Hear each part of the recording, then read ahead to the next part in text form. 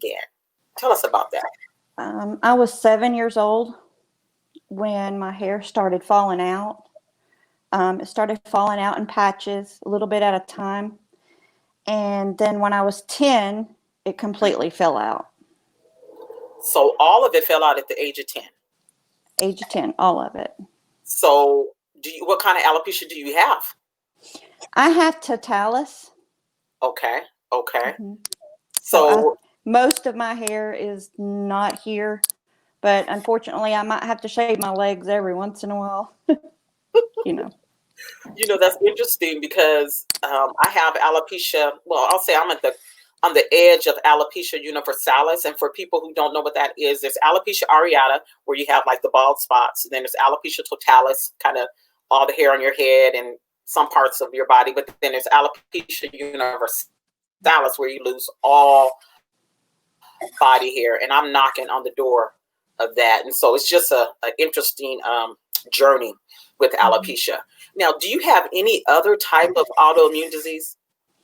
Yes, I have fibromyalgia and degenerative disc disease, and I have, I think, irritable bowel syndrome, maybe one, but and I do have arthritis. So, what's so interesting, and tell me if you've heard of this. I've talked to other people with alopecia, and I've heard that with having alopecia, once you have one autoimmune disease, that you have a higher chance of getting other autoimmune diseases. I call them brothers and sister diseases. Yes. And you're about the second person that I've spoken with that has some cousins and sisters autoimmune diseases, and so that's interesting. That's really interesting. How has alopecia affected your life, your social life? Well, I guess it's affected my life. Now I don't really feel like it's affected my life per se, but when I was younger, it affected my life. When I was younger, I liked to hide myself, I guess. I would rather not be in the crowds. I didn't want anyone to see me. Okay. As per now, I love people to see me. Okay. But then it was like I didn't play basketball or any sports. I just felt like, I would have to take my hair off. Oh. And I didn't want to have to take my wig off. So even like I never spent the night with anyone too much because I would have to sleep with it on because I would feel uncomfortable. So, yeah. So how old were you when you started wearing your wigs? I know you got diagnosed at 7. Did you immediately start wearing a wig at the age of 7? No, I didn't. I think when it completely fell out when I was 10, I think it was around 10, I got my first wig. Mm-hmm. Yeah. Now, did you go with your mom to get the wig, or did she just pick out something on her own? You know what? I can't remember exactly, but I do know that it was short. It was free. It was given to me. And if I remember correctly, my grandma White, went with me to get the wig. Okay. What color was it? Do you remember the color? It was dark. It was like a brunette color. Did you like it? Did you like it? Not really. No. I feel like if I had, and I know it's just, I feel like back then they didn't know as much about alopecia as their awareness is now. With the social media that we have now, we can spread the word of alopecia a lot better and to support others. As far as back then, it was a while before they knew that it was alopecia. My mom had to take me to Vanderbilt, and I had a lot of testing done. And it was really hard on me as a child because I didn't know what was wrong. Actually, I got sick a lot before, too. I got a lot of headaches, a lot of sickness. Did you? What kind of did they do any injections? What kind of, because I know when people have alopecia, we want a solution. We want to find something that can cure it, to make it better. Tell us, what was that like for you? What did your mom do to try to help you with this disease? I tried vitamins and lotions, creams for my head, and just everything that I tried, though, nothing worked. It did come back, though, in about middle school. It started coming Okay. back in patches. Did it? And when that happened, I was really excited. I was like, oh, great, my hair's coming back. And then it came back for a little while, and I was actually going to a new school then. So I went to school without a wig because it was growing back. Okay. But while I was at this new school, it started Oh, falling did out you? again. Yeah. So it was hard because, kids were rude on the bus. I actually had one child spit on the back of my head on the bus and called me baldy. Spit. So you experienced a lot of bullying, Yes. would you say? Yes. I felt like I lost friends when I didn't feel like I felt kind of like, I had friends that I actually lost when I started losing my hair, and then it actually showed me, though, my true friends. Okay. So Yeah. that's the positive thing about it, is having those true friends that stick with you even when you're hair loss. Exactly. So, Because yes. it's a journey. I tell people all the time, and it reminds me of how alopecia works. That roller coaster ride. You have hair, you don't have any hair, and you're like, okay, I'm just living my life, and all of a sudden you can lose your hair. And I think that's more traumatizing than anything else. One day you have it, and then the next day you can't. You can lose Yes, it, and it just goes yes. back and forth. That was the biggest Wow. thing for me. I actually prayed. I Okay. remember getting off that bus and going to my mom and saying, Mom, why are they doing this to me?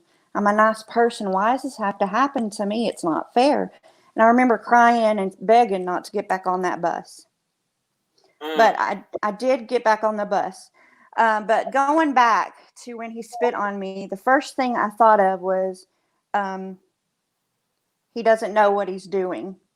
Like when Jesus died on the Exactly. cross and when they spit on him, and he was like, forgive them, for they know not what they do.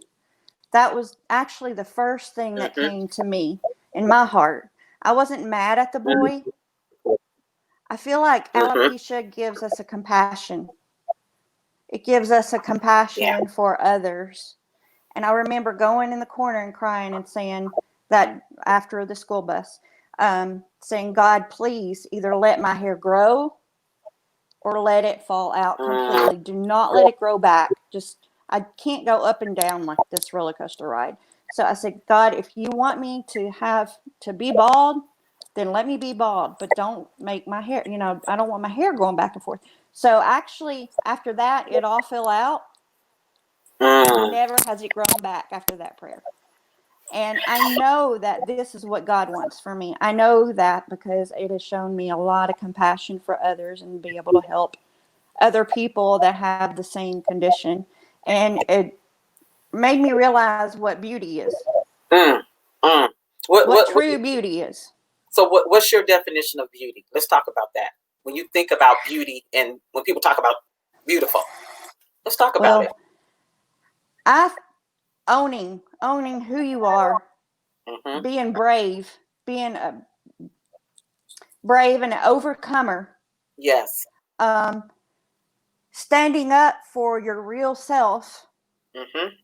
And beauty to me is I've accepted who I am. I've accepted how Christ has made me. I know that my calling is to help others. Come on it now. Makes you compassionate. I felt like when I wore my wigs, I was hiding myself. Like, I feel like if I go on a date, I'm going to have to, what if they start to like me? Then I'm going to have to explain that I wear wigs. Or in the back of my mind, someone might have told them already. But now the way I see it is by not wearing it, I actually stopped wearing my wigs completely and became brave when I lost my husband to cancer. Sorry to hear about that. How long ago? And how many years ago? That was 2012. I'm so sorry to hear that. And I had a stroke, and I prayed when I was in Skyline. I said, God, if you will just heal me completely from this stroke, that I will let everyone know that I can do all things through Christ who gives me strength. That's the only way I can get through any of this. And that's when I became bold, was when I lost my husband, because when I had him, I depended on him. Okay. But when I lost him, I totally started depending on God. Yes. And there's a difference. There's a big difference. And yeah. You are amazing. Can I just stop? Commercial break. You are amazing, and you are beautiful inside and out. You said so much. It sounds like you tapped in because of your alopecia, and I think that's what you and I have in common. Because of the journey that we're on, it sounds like you have found out. I found out what my purpose is, and it sounds like that you found out what your purpose is. So Yes. when you went on your journey, and it sounds like you went up and down, and you hit some roadblocks, and you found out who you was after your husband passed. What was that turning point that made you decide that you wanted to start your own support group? Oh wow. I I I prayed about it. Is what I did, and it's like I knew that all these trials and tribulations in my life, if I didn't do something, then it felt like everything I've gone through, all the hell basically I've gone through, was in vain. Like I know that through all these tests and all these trials, that God had a purpose for me. Yes. And you know how I like to say, fear is a liar. I love that song. That was going on in the back of my head. You're not good enough. You've made mistakes. You have lost your husband, and then you had a stroke. How in the world do you think that you can do anything for anyone? Why do you think you have a purpose?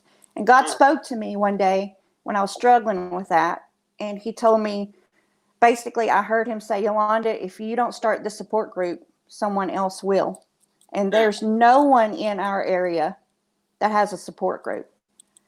And I just feel like when you go through trials and tribulations, they make you stronger. They build you up. Yes. And it's just like when you're in the military and you go to training. When you go there, you're weak. But once you go through all of that, and then you come out strong, and then you can go to war. Okay. I know that, right? Yeah. Yeah. So I just feel like, God has a purpose for me to support mothers and children that have the same thing. Because when I grew up, I didn't know as much about it. But I can give them some insight of, like, the children didn't know about it when I was at school, but now I would love to enforce that the parents, when their child goes to school, that their parents let the principal know, the teachers know, and inform them what alopecia is. I feel like if they know, the more they know, the less the bullying will be. That is so good, and I think that's important, because as a alopecia leader, we know, I think if you put things, just lay it out there on the table up front and educate people, like you said, I think it'll make a world of difference, especially for little kids. Definitely. Because I have a special heart. I mean, you both have a special heart for kids. And I tell my babies, I call them my alopecia babies. Yes. I tell them that I'm their alopecia auntie. I have alopecia we babies. Are alopecia aunties. Yes, yes. We are the alopecia aunties for all the little kids all over the world that have alopecia. So we're alopecia sisters, alopecia aunties, and it's just amazing. It's amazing to look at how far you have come, and I know that it's just the beginning. Now you have children, am I correct? Yes. Mm-hmm. I have two. You have two, and I have a daughter too. And I know my journey with her. What was it like when I don't know, did you hide your alopecia from your kids? No, that was another thing that drove me to not wear it, is it can be genetic. And I was always like, what if it did happen to one of my children? I don't want them to ever feel like they have to hide themselves. Yes. And I don't want them to bully anyone else. I know that's right. And so I just felt like, I I'm not going to wear it anymore. I need to show my children that I'm brave. I need to Mm, show my children that I can overcome things, and so they can. But mhm, I raised my children in Christ, mhm. and I believe fully that it's through Christ that gives us the strength to do it. And when my Exactly. children see me overcome, and if it happens to them, anything that happens to them, Mhm, I just want them to know that, be your true self mhm, and mhm. don't let anyone hold you back. Don't let Uh-huh. anything hold you back. If you have something that you want to do, go for it. Like I used to want to swim. I didn't Mhm. swim. I I, didn't do any of that. If I could go back, I would have gone bald and I'd have done all of that. Because I exactly. don't believe it's what you look like. I believe it's how you feel about yourself Yes. Yes. Mhm. and your Mhm. confidence in yourself. Mhm. And I didn't have that then. So it Yeah. makes me sad, but I want to help children that are going through that, to let them know, don't let it stop you. Do what you want to do. If you want to play baseball, volleyball, do what you want to do. Don't let alopecia stop you. Exactly. Yeah. Basically, you are the example of strength for your kids. You are the example of self-love. You are the example of perseverance. That's who you are for your kids. They see that in you. And I think it's just amazing. And I just want to, can I give you a virtual hug? Just real quick. Yes. Give you a little virtual hug. Yes, yes, yes, yes. Yeah. Now let me ask you this, because I talk to people all the time about dating, and I know my own personal experience when it came to dating. What, when you think about dating, I don't know if you dated since your husband or that, but how do you feel about dating being a lady with alopecia? Well, even when I was married to Billy, I always wore my wigs. Like he was a very Mm, handsome man, and I felt like he was a military police officer. I just felt like I had to be quote unquote perfect. mm, Um, the sad thing is, at first I even slept in it. I wouldn't let him see me. Um, then one day I was taking a shower and he was on the other side and he said, Yolanda, please let me see you. mm, And he was like, I'm in love with you, mm, the mm. real you. Yes. So, don't hide that. And um, that now, though, I feel like, I don't know, I haven't really had a whole lot of people approach me. Okay. Uh, uh, I have dated a couple of times. They didn't Mm, work out, but mm-hmm. I feel like you have to have a man, not a boy. Okay. Okay. That what's our saying? It takes a man and not a boy to be with a bald woman. Okay? Yes, that's it. A man and not a boy to be with a bald woman. Okay, raise the That's roof. it. That's the That's whole it. point. I feel like if they see me like this, the real Yolanda, I'm just praying one day somebody will say, that one, Mm-hmm. she's standing out. That one over there, she's real. Mm-hmm. And it has to be a man. It has to be somebody. I ain't raising no other kids, that's for sure. Girl, we sure ain't. It's gonna have to be a man. And So you I've know, just prayed about it. I'm content right now. that's good. I feel like if God sends me someone, he will. But yeah, I feel like they have to be a man, not a boy, and that's the thing. I have dated, Mm-hmm. um, but since I've gone without my wigs, I have not Mm-hmm. dated anyone. So Okay. I've not gone out with anyone, but And that's okay. that's okay. Yeah, and That that's is okay. okay. And I think that God will send us um the man who we're supposed to be with when it's time. When That's it's the way I time. feel. That's You exactly the know. way I feel. But in the meantime, what he's doing for us, we have to get healed. You know what I'm saying? We have to get healed emotionally. Yes. We have to work on some things for ourselves, because why would God send us a man and we're all broke up and broken? No. We No. want to be whole. Just like we want a whole man. A whole man wants a whole woman too. So it goes both.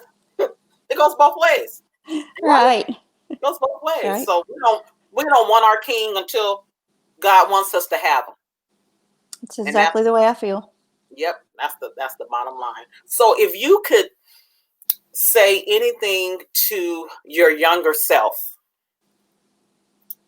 what would you say to the younger Yolanda regarding um, your journey? Because I'm getting emotional because I I I didn't have alopecia as a young person. I got alopecia as an adult, and I know what I went through, my depression and panic attacks, anxiety, and all that. But as a child, it takes a special kind of strength to have alopecia. What would you say to your younger self? Think about that. Think about your journey. Think about what you would say to your younger self now, knowing what you know now. What would you say to that Yolanda? And I want you to speak to that Yolanda. You are a child of God. You're made in my image. Don't hide yourself. Be a light. Be bold. Be proud of the way I made you. Because when you are not proud of the way I made you, and when others talk about that, they're talking about my creation Mm, and how I created you. And I created you perfect, Yolanda. You are my glory fully.